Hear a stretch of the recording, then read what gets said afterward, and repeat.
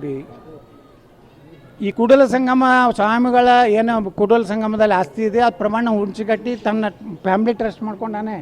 ಇದನ್ನು ಹೈಲೈಟ್ ಮಾಡಿರಿ ಮಾಧ್ಯಮದವರು, ಕೇಳ್ರಿ ಅವನಿಗೆ. ಯಾರು ವ್ಯಕ್ತಿಪರ? ಅವ್ರು ಎಲ್ಲರ ಪರ ಮಾಡ್ಯಾರ. ಲಕ್ಷ್ಮೀ ಹೆಬ್ಬಾಳ್ಕರ್ ಪರವಾಗಿ ಮಾಡಿಲ್ಲ, ವಿನಯ್ ಕುಲಕರ್ಣಿ ಪರವಾಗಿ ಮಾಡಲ್ವ. ಅಲ್ಲಿಂದ ಯಾರು ಅವರು ಎಲ್ಲೋ ಬಂದಲ್ಲ, ನಾವು ಅವನ ಹೆಂಡತಿಗೆ ಟಿಕೆಟ್ ಕರ್ಕೊಂಡು ಹೋಗ್ಯಾರಿಲ್ಲ ಕಾಲು ಹಿಡಿದು. ಹಾಂ ಹಾಂ ಹೆಸರು ಅದಕ್ಕೆ ನೋಡ್ರಿ, ಚಲೋ ಮಂದಿದ ಹೆಸರು ತೊಗೋಬೇಕತ್ತ ಮಠದಾಗ ನಿಂತೀವಿ. ನೀವು ದುಷ್ಟ್ರ ಹೆಸರು ತೊಗೋಬೇಕಾದ್ರೆ ಹೊರಗೆ ನಡ್ರಿ ಹೇಳ್ತೀನಿ, ರಾವಣ ದುರ್ಯೋಧನ ಯಾರದವ.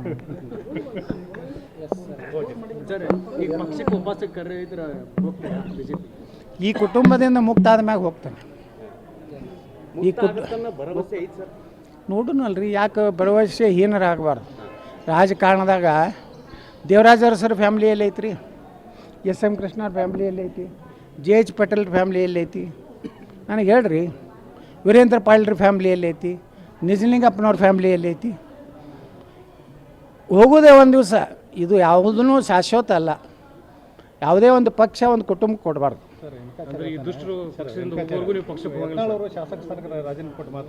ಮೊದಲು ವಿಜೇಂದ್ರ ರಾಜೀನಾಮೆ ಕೊಡತ್ತೇಳ್ರಿ. ಯಾಕಂದ್ರೆ ಡಿ.ಕೆ. ಶಿವಕುಮಾರ್ ಹೇಳ್ಯಾನ, ನಮ್ಮ ಭಿಕ್ಷೆಯಿಂದ ನೀವು ಹಾಗೆ ಹೇಳ್ಯಾರ ಇಲ್ಲ, ನೀವು ಮಾಧ್ಯಮದವ್ರು ಹೇಳ್ರಿ ಏನಂತ ಹೇಳ್ಯಾರಿ. ನಮ್ಮ ಭಿಕ್ಷೆಯಿಂದ ನೀ ಎಮ್.ಎಲ್.ಎ ಆಗಿಯಪ್ಪ, ವಿಧಾನಸಭಾ ಕಟ್ಟಿ ಹತ್ತಿದ್ದೆ, ನಾವು ಏನಾರ ನಾಗರಾಜಗೌಡ ಕೊಟ್ಟಿದ್ರೆ ನೀನು 30,000 ಲಗ ಹೊಡಿತಿದ್ದೆ ಅಂತ ಹೇಳಿದ್ದ. ಮೊದಲು ವಿಜೇಂದ್ರ ರಾಜೀನಾಮೆ ಕೊಡಲಿ, ನಾನು ರಾಜೀನಾಮೆ ಕೊಡ್ತೀನಿ, ಇಬ್ಬರು ಇಲೆಕ್ಷನ್ ಮಾಡೋಣ. ದಂಬಿದೆಯಾ ವಿಜೇಂದ್ರ? ಇಂಥ ಹಂದಿಗಳಿಂದ ಯಾಕೆ ಮಾತಾಡಿಸ್ತೀವಿ ವಿಜೇಂದ್ರ? ಹಾಂ, ತಾವೊಬ್ಬ ಸ್ವಾಮಿಯಾಗಿ SC ಸರ್ಟಿಫಿಕೇಟ್ ಕೊಡೋ ನಾನು ನಾಚಿಕೆ ಆಗೋದಿಲ್ಲ ವಿಜೇಂದ್ರ. ನಿನ್ನ ಶಿಕ್ಷಣಿಗೆ ನಿನಗೆ ದಮ್ಮಿದ್ರೆ ನೀನು ನನಗೆ ನೇರವಾಗಿ ಮಾತಾಡ. ನನಗೆ ರಾಜೀನಾಮೆ ಕೇಳ್ತಿಯಲ್ಲ, ನೀ ರಾಜೀನಾಮೆ ಕೊಡು. ಶಿಕಾರಿಪುರಕ್ಕೆ ನೀ ಕೊಡು, ವಿಜಯಪುರಕ್ಕೆ ನಾ ಕೊಡು. ಬರೀ ಭಗವಜಾಂಡ ಮ್ಯಾಗ ನಾ ಆರಿಸಿ ಬರ್ತೇನೆ. ಮುಸಲ್ರ ಹೋಟೆ ಬೇಡ ಅಂತ ಹೇಳಿನ, ಸಾಬ್ರ ಹೋಟ ನನಗೆ ಬೇಕಾಗಿಲ್ಲ. ಹಾಂ ರೆಡಿ, ಐ ಆಮ್ ರೆಡಿ. ದಮ್ ಇತ್ತಂದ್ರೆ ಹೇಳತ್ತೇಳ್ರಿ ಅವನಿಗೆ.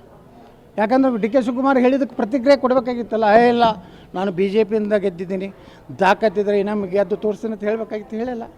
ನಾ ಹೇಳಕತ್ತೀನಿ, ಬಾ ನೀನು ರಾಜೀನಾಮೆ ಕೊಡು, ನಾನು ಕೊಡ್ತೀನಿ.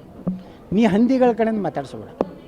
ಹಂದಿಗಳು ಅಲ್ಲಿ ಹೊರಗಡೆ ಆಡ್ತಾವೆ, ಅವು ಮನೆಯಲ್ಲಿ ಕರ್ಕೋಬಾರ್ದು.